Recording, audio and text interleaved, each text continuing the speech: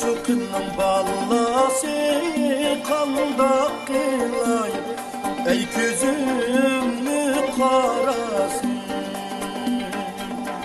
Patlat yasap çok varsam yanıma, sakın yar edip yürügün yarası.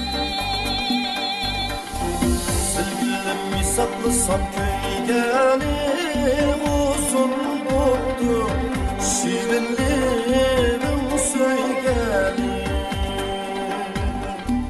Sen bana esnarım dinemezdir, sen canandın o güvenli bilgelim.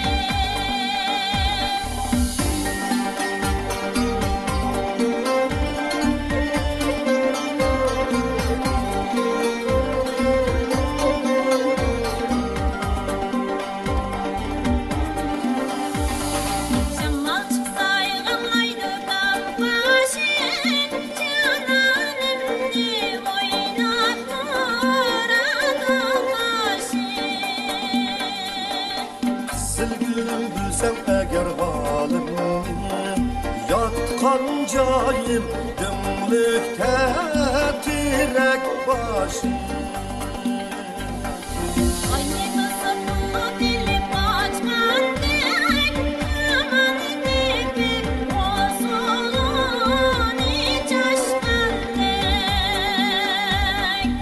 Sevgilim nerede tuzup yürüysen, küste ucu tasdikini açkan der.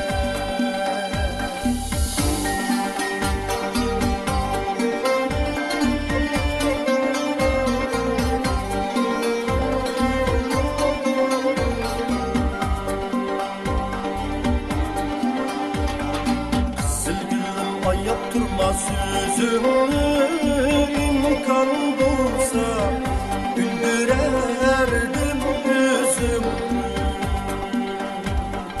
Büyük bağlıymış macalı kalmadı, dermanlı kılay oynap aydık yüzümü. Büker çıktı boynuymuş kapatmaydı, çoluk bana doğup ağlıymış kalmaydı. Sevgilim bilsem baktım karaken, ama yaşım herkes bekar akmaydı.